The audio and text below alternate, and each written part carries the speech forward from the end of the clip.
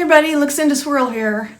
Okay, this is going to be a little more complicated than the videos I produced in the past, probably. I have a tumbler here. I also have a tumbler over there, and I can't really adjust my camera to get them both in frame, but I'm only going to work on one at a time. So we're going to concentrate on this one for now, and then when I'm satisfied this one's okay, we'll move over to this one with the camera so you can see what I'm doing. But here's basically what's going to happen. I'm going to mix up about 5 ounces of resin. Hopefully that will be more than enough and not too much. And on this one, it's a 30-ounce skinny with a handle that I have spray painted white after sanding it and washing it. The one over here is exactly the same type of, mug, cup, but I did not spray paint it or sand it. I just washed it. So it's plain metal, that one. And what I'm going to do is sort of a comparison. Over here on this one, I am going to mix the resin with fluorescent acrylic paints to get my colors.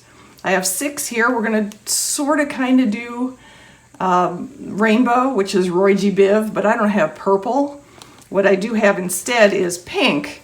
So it's going to go red, orange, yellow, G for green, B for blue, and then the Biv, the V at the end, is going to be pink instead of purple.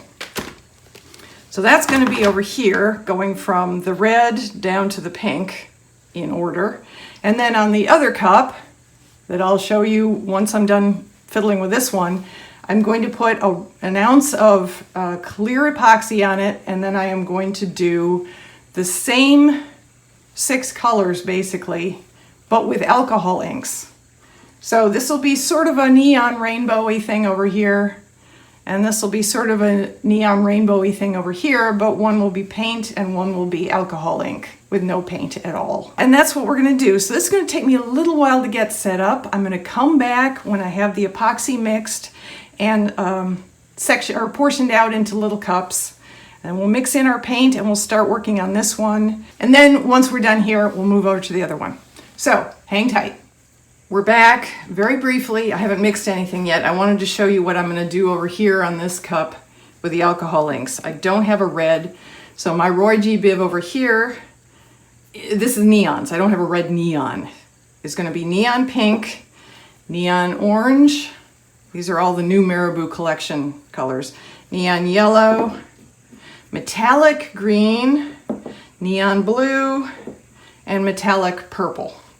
I'm also going to be using Pinata White and Marabu Alcohol Ink in Rainbow, which is simply sparkles. So, hang tight.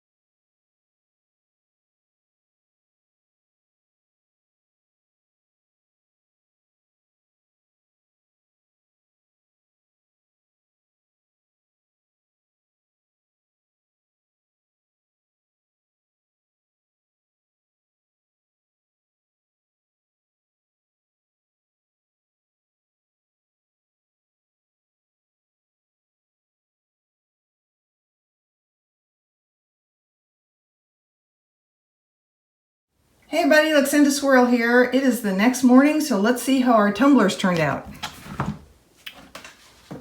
Alright, here's the acrylic paint, fluorescent paint, and over there is the alcohol ink on stainless steel with no base paint. This has white base paint. So, you just watched this. For me, it was yesterday. I apologize if I repeat some things I've already said. I wanted to show you. If you didn't notice at the time because of my poor camera placement, I apologize, first of all. You didn't get to see any of the pink layer when I was doing this cup yesterday because I stupidly moved the camera and didn't move it back.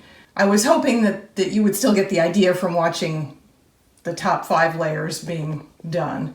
What I didn't notice until I was partway through the cup, but I should have, and it's even more extreme now, is I basically put 4 whole ounces of resin on this tumbler. And really you only need 20 to 30 milliliters, which is 30 milliliters is an ounce. So I put way more resin on the tumbler than it needs.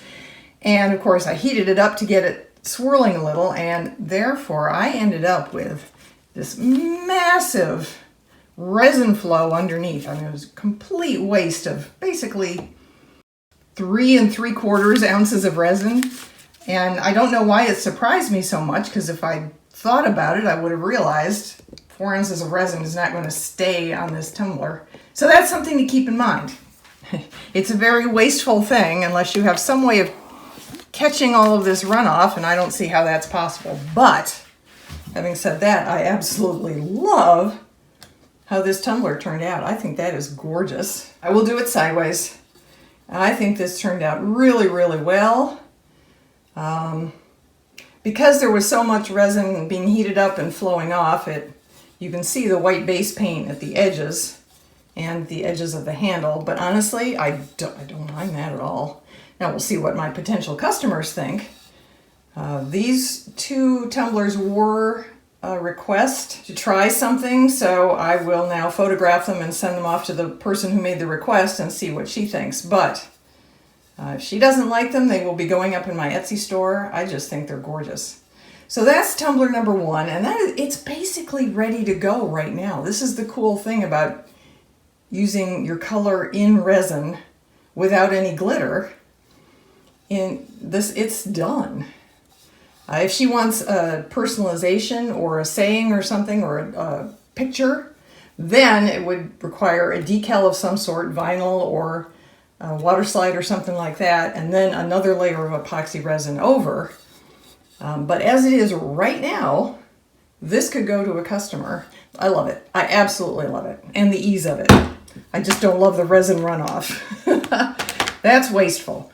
All right, let's look at the other one. I will take it off and bring it over here closer, but I just wanted to show you one thing that I did not realize until it was too late last night. I came in here to check on them before bed, and what I discovered was I had been so worried that the handle might hit down here that I never stopped to think about the fact that the handle coming up over this way might hit the top of the cover, and that's exactly what it did.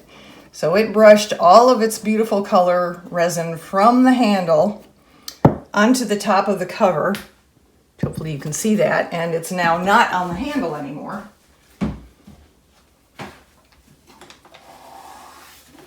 So I have a gorgeous rainbow alcohol ink tumbler with absolutely no color on the handle, which is, unfortunate. Now, it's not the end of the world. Here's what I'll end up doing. I'll put another layer of resin all over it. I'll put clear everywhere else. I'll put clear on the handle, and then I'll put a little bit of each of the colors that got wiped off onto the handle. So it's going to be a little bit orange, yellow, and then a little bit more green. And I will set it a tumbling. As long as I keep the color I put on the handle matching over strip underneath, then it would still work out okay, even if it drips down onto the tumbler. So I do have to fix that. It'll be even easier if the customer likes it and wants a decal on it, because I'll have to put more resin on it once I apply the decal. If I hadn't screwed this up, then this cup would be ready to go as well. But now I know that you make sure not only that it won't hit underneath the turner, but also that it won't hit the cover that you put on over top to keep the dust and stuff out. Other than that problem, I think this turned out absolutely gorgeous. It's not as dark. I had a rainbow tumbler. I've done 3 other rainbow tumblers like this, and I used different alcohol inks for each one of them. And they've gotten progressively lighter. These were neons and metallics from Marabu. The original colors were also, they were Pinata and Tim Holtz Ranger. And those were darker, and those tumblers, I think, looked even more spectacular because the color was a little deeper in each layer or each strip. But I do love this, and I will see what the customer thinks. If she doesn't like it, then it will be going up in my Etsy shop also. So, let me know if you have any questions after watching the video. I tried to insert as much text as I could to explain what I was doing. I apologize again for not showing the bottom layer of this cup while I was doing it. Hopefully you got to see everything on this one. Stay safe. I'll see you in the next video.